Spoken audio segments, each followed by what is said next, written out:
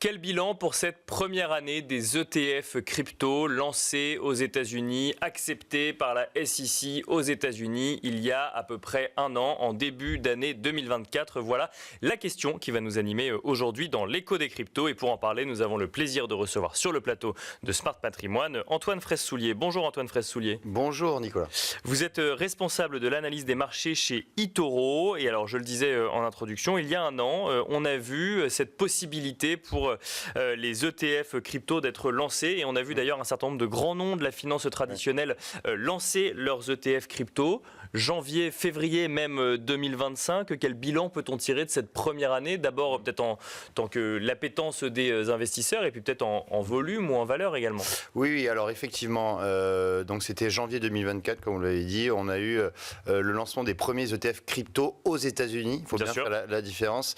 On avait déjà eu des ETF crypto au Canada en 2021, mais effectivement l'engouement a pris aux États-Unis puisque évidemment on a quand même un réservoir d'investisseurs énorme. Bien sûr, oui. Et au bout d'un an, on peut dire que l'appétence a été assez importante, puisque aujourd'hui les encours des ETF crypto aux États-Unis, c'est plus de 110 milliards de dollars d'encours.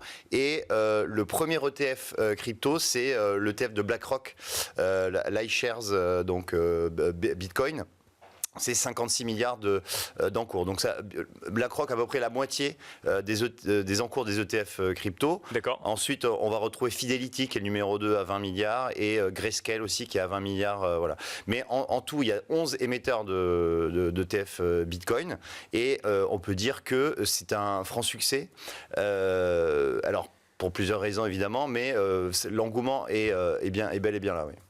On parle d'ETF Bitcoin essentiellement parce qu'il y a d'autres ETF crypto qui ont été lancés, mais aujourd'hui le cœur de l'investissement c'est l'ETF Bitcoin. Oui, tout à fait. Alors il n'y a qu'un seul autre ETF crypto, c'est l'ETF Ethereum qui a été lancé, où pour le coup l'engouement est beaucoup moindre, mais c'est vraiment l'ETF Bitcoin, c'est vraiment celui-ci qui est le plus plébiscité par les Américains. Comment on explique cet attrait pour ces ETF crypto? Alors, ceux qui voulaient investir en crypto avaient déjà investi en crypto avant. Oui. Ils n'avaient pas forcément attendu les ETF Bitcoin pour se lancer. Et pourtant, on sent que quand il y a un pont entre finance traditionnelle et crypto actifs, ou notamment Bitcoin, il y a une demande des investisseurs. Comment est-ce qu'on l'explique, Antoine Fraisse? Oui, alors effectivement, pour plusieurs raisons. C'est-à-dire que les ETF offrent plusieurs avantages, notamment une accessibilité peut-être un peu plus simple, puisqu'un ETF, faut rappeler ce que c'est un fonds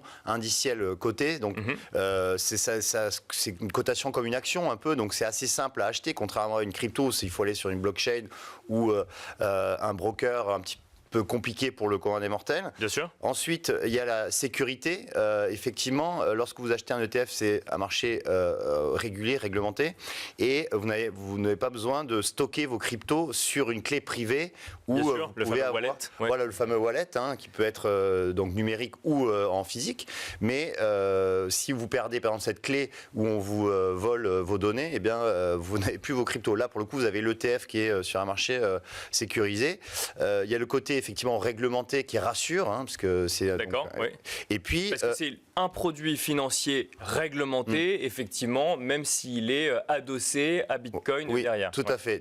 C'est exactement ça. C'est émis sur le Chicago Mercantile Exchange, le CME, et c'est ce marché, c'est cette place de cotation qui émet les ETF Bitcoin. Donc c'est un marché, d'ailleurs, c'est pas coté en continu, parce que vous savez, les crypto-monnaies sont cotées 24 heures sur 24, 7 jours sur 7. Bien sûr. Ce qui peut créer aussi de la volatilité. Et là, pour le coup, c'est des marchés qui ferment donc à des horaires précises. Et il y a aussi moins de volatilité peut-être sur les ETF Bitcoin. Et dernier point, c'est que, et pas des moindres, c'est que vous pouvez intégrer ce produit ETF dans des comptes type, alors aux États-Unis ça va être comme type PEA, mais aux États-Unis c'est équivalent au PEA. Vous pouvez rentrer ça dans des plans épargne retraite, et c'est ce que font les Américains. Ils sont en train d'institutionnaliser finalement l'intégration du Bitcoin via ces ETF dans des comptes qui sont comme on dirait en France donc bon père de famille monde, entre guillemets. Là, on parle essentiellement des États-Unis parce qu'aujourd'hui, l'investisseur français ne peut pas investir dans des ETF crypto sur le sol français. Voilà, exactement. En Europe, nous n'avons pas la possibilité d'investir dans des ETF crypto. Ce n'est pas autorisé. Il n'y a que les institutionnels, justement, les professionnels de la finance qui peuvent. Donc, c'est les sociétés de gestion qui peuvent acheter des ETF crypto, mais l'engouement est beaucoup moindre, évidemment, qu'aux États-Unis. Donc, en France, on ne peut pas acheter des ETF crypto. Ouais. Dernier sujet, Antoine Fraisse-Soulier, en lien avec ces ETF, donc Bitcoin, depuis l'élection de Donald Trump, ou en tout cas depuis que l'on sait que Donald Trump va être président des États-Unis, le Bitcoin, effectivement, s'en félicite, le marché des cryptos s'en félicite, mais surtout Bitcoin.